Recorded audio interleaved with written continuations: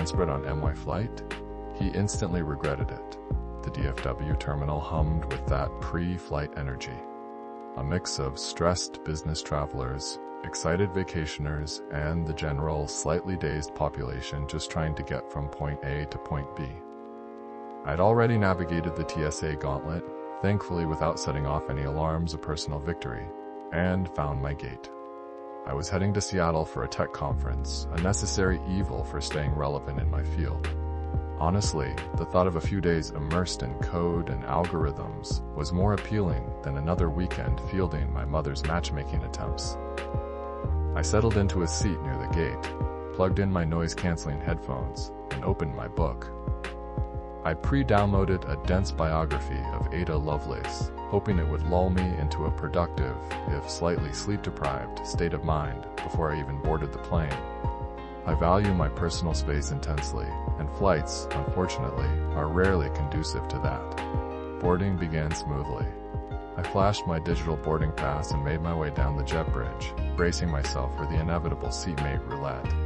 I had a window seat in Economy Plus, a small upgrade I always splurge on, mainly for the extra legroom. And that's when I saw him. He was already sprawled in his seat, a fleshy mass of entitlement radiating outwards.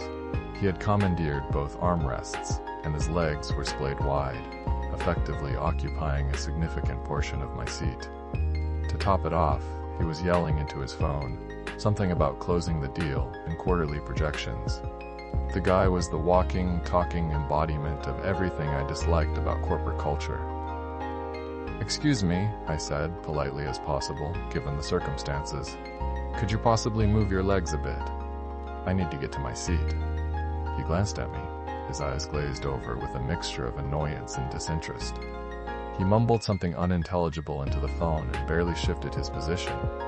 It was a token gesture at best, leaving me a sliver of space barely wide enough to squeeze through. "Sir," I repeated, my tone a little firmer this time. "I really need you to move. You're taking up half my seat." He held up a hand, palm out, as if warding off a mosquito. "Just a sec," he barked into the phone. "I've got to wrap this up." I stood there, fuming. He was deliberately ignoring me. People were starting to stare. Fine. I wasn't going to let him win this easily. I contorted myself into an awkward pretzel and managed to squeeze into my seat, practically sitting on the edge.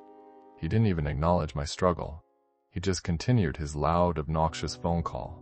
I pulled out my book, my hands shaking slightly with suppressed anger. This was going to be a long flight. The next hour was a masterclass in inconsiderate behavior. He ate a messy sandwich, crumbs raining down on the floor, and, I suspected, some landing on me. He flagged down the flight attendant multiple times to demand extra peanuts and a blanket, speaking to her with a tone that bordered on condescending. Every time I shifted in my seat, his knee would bang against mine.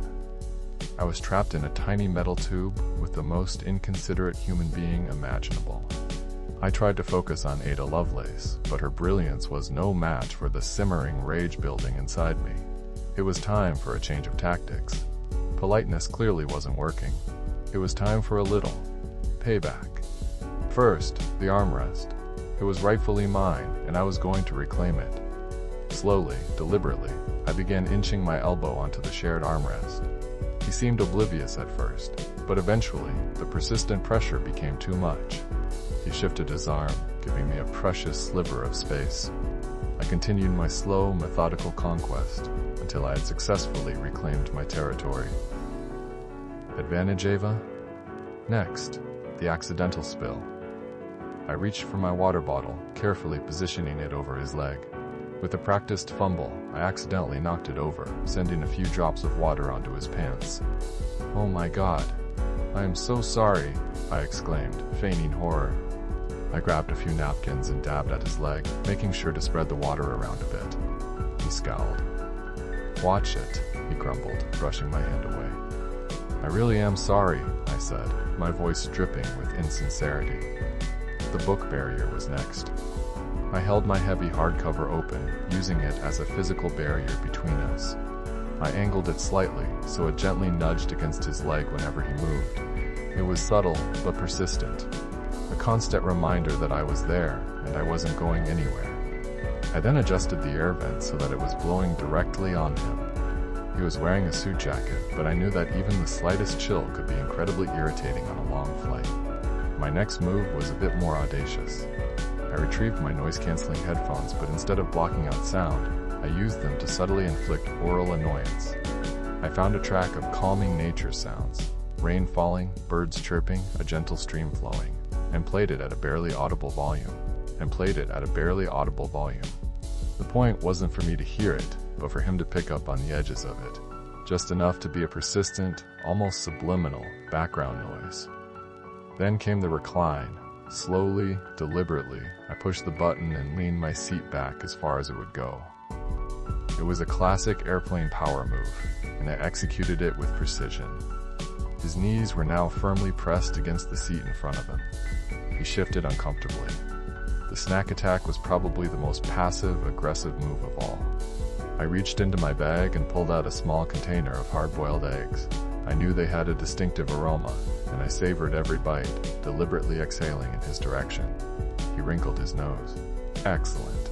To make things even more awkward, I decided to befriend the elderly gentleman across the aisle. Mr. Chen was a kind-looking man with a gentle smile. "Excuse me," I said, turning to him. "Are you headed to Seattle for vacation?" Mr. Chen's eyes lit up. "Yes, visiting my grandchildren." We struck up a conversation, and I made sure to speak loudly enough for Darren to hear every word. I offered Mr. Chen some of my snacks, further encroaching on Darren's personal space. Maya, the flight attendant, had started to notice the situation. I saw her glance in our direction a few times, a mixture of amusement and concern on her face. I could tell she was trying to avoid getting involved, but I also sensed a hint of sympathy in her eyes. Sarah, the woman in the seat in front of Darren, gave me a grateful smile. I could tell she had been feeling Darren's knee in her back. It was time for the grand finale. I suddenly clutched my leg, letting out a loud, theatrical groan. Oh my God, I think I have a cramp," I exclaimed, writhing in my seat. I strategically positioned my leg so that it was pressing firmly against Darren's. I groaned louder, drawing the attention of Maya and several other passengers. "Are you all right, ma'am?"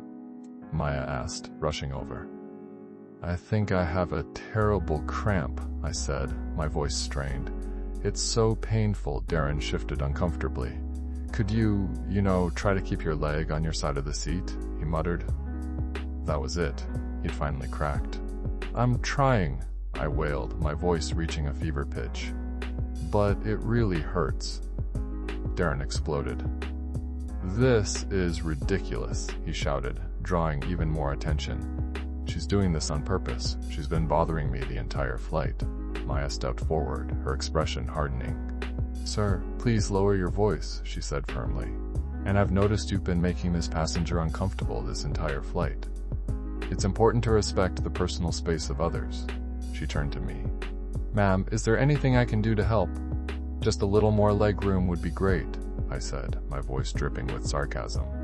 Maya gave Darren a pointed look. He huffed and puffed, but finally, reluctantly, he shifted his legs. "Can you just not bother me for the rest of the flight?" he said. All eyes were on Darren. He was beet red, slumped in his seat. "Thank you," I said, my voice sweet as pie. Mr. Chen gave me a small, knowing smile. Sarah mouthed the words, "Thank you," to me. The rest of the flight was blissfully uneventful. Darren remained subdued, avoiding eye contact and shrinking into his seat. I opened my book and actually managed to read a few pages, a genuine smile playing on my lips. As we prepared to land in Seattle, I intentionally waited for Darren to exit the plane first. I didn't want to risk another accidental collision. As he walked past me in the aisle, he mumbled, "Sorry," barely audible. "Enjoy Seattle," I said, my voice cheerful.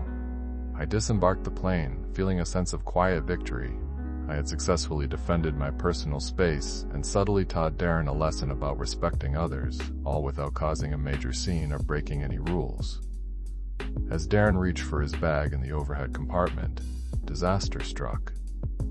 The latch malfunctioned, and his overstuffed suitcase burst open, spewing its contents all over the aisle.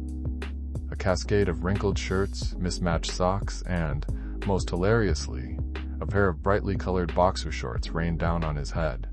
Passengers gasped and stifled laughter. Darren stood there, frozen in mortification, surrounded by his disheveled belongings. I couldn't help but smile. Karma, it seemed, had finally caught up with him.